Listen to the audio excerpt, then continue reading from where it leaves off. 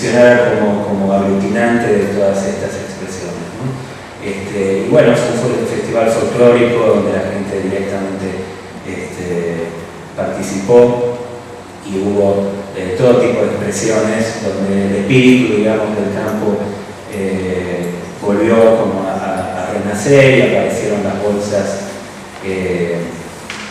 ¿no? históricas.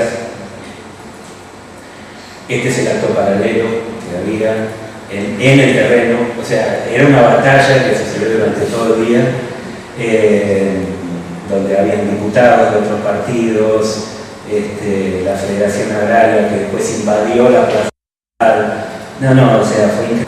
Los gauchos, y miren esto, ¿no? Un asado kilométrico, un par de choripanes, que casualmente se parecían muchísimo a la fachada, ¿no? Si ustedes lo miran, no es muy distinto a la fachada, ¿no? Había algo en esta cuestión de acumular materiales.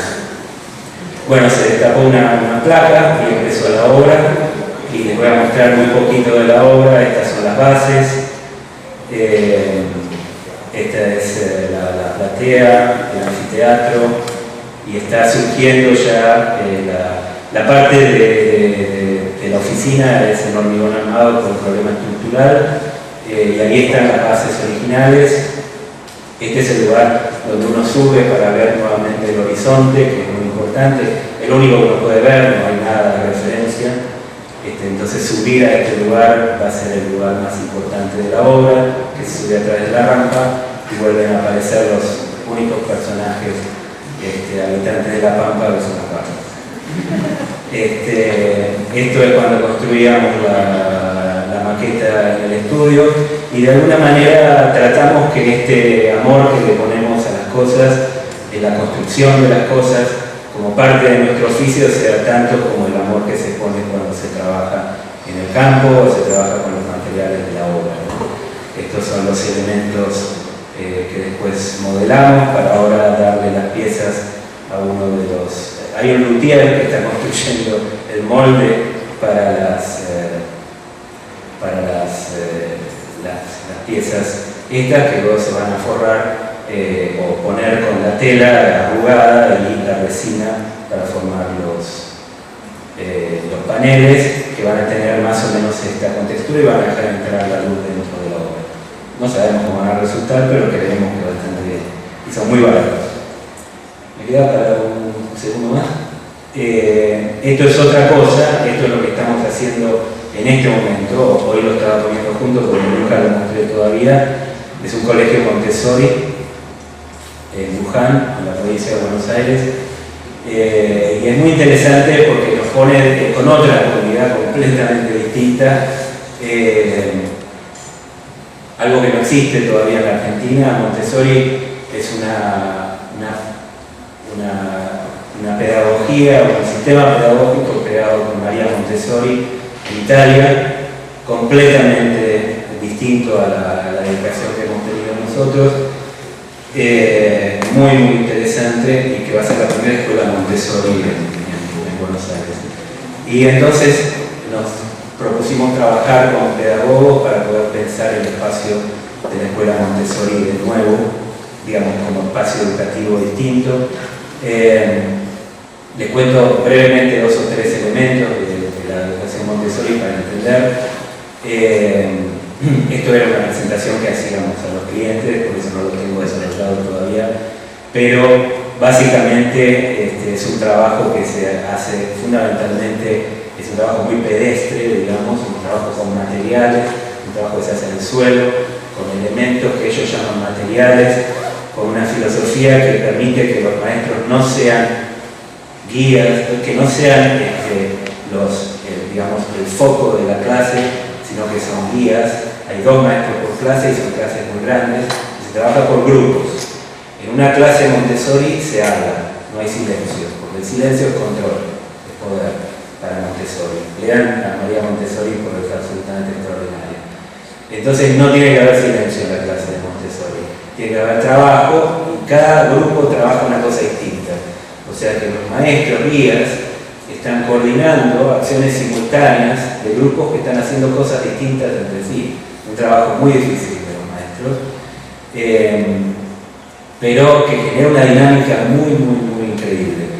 Cuando yo lo vi funcionar, me arrepentía de toda la educación, o sea, pero bueno, no podía hacer nada, ¿no? Si piensan, hay grandes personajes que han salido de los Montessori, no sé, desde Gabriel García Márquez hasta, no sé, el fundador de Google o Clorinda Testa. Clorinda Testa fue a un jardín Montessori. Nosotros visitamos una escuela Montessori en Phoenix, Arizona, yo estaba en ese momento ahí, pero más o menos los principios son los mismos, no voy a describirlo completo. Ellos tienen la división de años es distinta a la tradicional, se mezclan chicos de distintos años y se trabaja, como digo, con materiales que van siendo ordenados y desordenados dentro de la sala por los mismos alumnos. Las matemáticas son distintas, las lenguas son distintas, se hace trabajo, se empieza en un trabajo muy manual en los años inferiores, a trabajos muy abstractos en los años superiores, etcétera, etcétera, en una relación muy fuerte con la naturaleza y estar al aire libre. Y esta es una escuela que visitamos en Phoenix, Arizona, que es extraordinaria, se llama Academia Montessori, para que ustedes vean una. Y generalmente las escuelas Montessori se hacen en casas que se reforman. Son raros los casos de escuelas que se hacen de cero, porque si se hacen de cero, se hacen pensando, digamos, en la escala de la casa. María Montessori se tuvo que ir de Italia con Mussolini, se refugió en Holanda. En Holanda trabajó con Herzberger y Aldo Vaney, y de ahí conoció a Gandhi, y Gandhi se la llevó a la India, siguió desarrollando sus escuelas en la India, y después lamentablemente no llegó a desarrollar la escuela secundaria como teoría.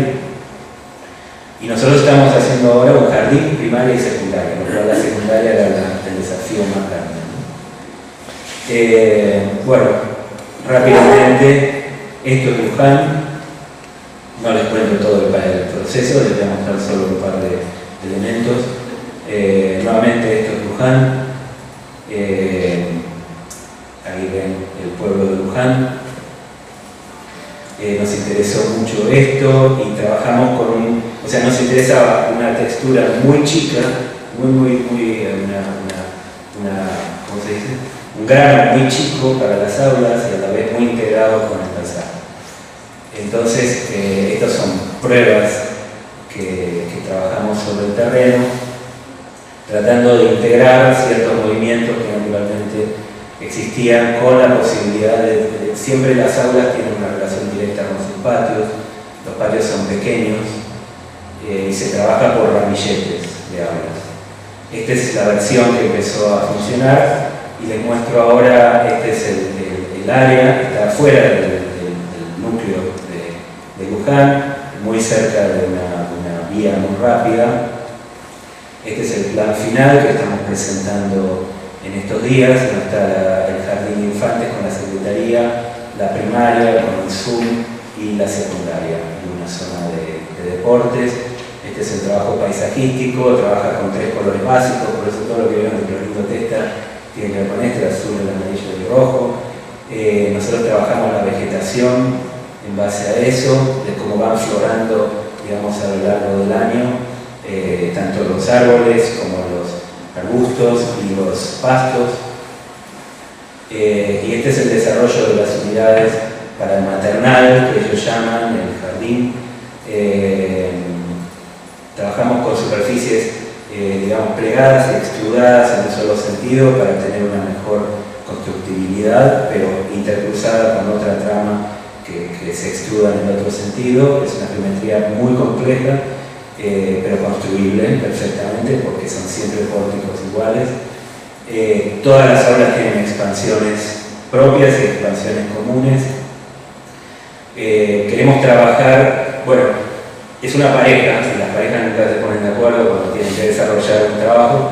Entonces, él pone el dinero y es un empresario y él quiere una visión de empresario, quiere un edificio pulcro, lindo, brillante, etc. Ella es una pedagoga y sabe de Montessori y quiere algo muy artesanal. Entonces hicimos dos lados. Entonces las aulas son de ladrillo y tienen un contacto táctil. El otro lado es porque él tiene un amigo que le regala paneles de aluminio y qué sé yo. Entonces el otro lado tiene el otro aspecto. Y yo realmente creo que no hay que tomar decisiones de una cosa o la otra. Me parece que siempre es cuestión de sumar, ¿no? Entonces esta es la estructura de un lado, donde se exponen ladrillos de diferentes maneras, estructural. Hay una estructura de hormigón también a manera de costillas. Hay un techo que incorpora, un techo de chapa en las partes comunes, que incorpora los paneles de aluminio con las entradas de luz y una estructura porticada para las zonas comunes. Y esto, que es lo que más nos interesa, que tiene un grano ya muy fino y muy elaborado como lenguaje, es la secundaria. La secundaria ya no tiene aulas, sino que son todos lugares de trabajo diversificados, con áreas comunes que van transicionando de uno al otro. No existe eso y lo vamos a probar en esta escuela. Estos son los primeros renders de la parte de anteproyecto. Hay como una plaza central donde se van distribuyendo los distintos edificios. El lado táctil de ladrillo, digamos, el lado más duro hacia la autopista, y la secundaria, que es la que más nos interesa, que ya integra de alguna manera estos dos elementos a través del techo y las baldosas de cerámica colorada con el hormigón. Tiene huertas y una serie de trabajos que permiten que el grano, digamos, la textura sea muy fina. Bueno, eso es todo.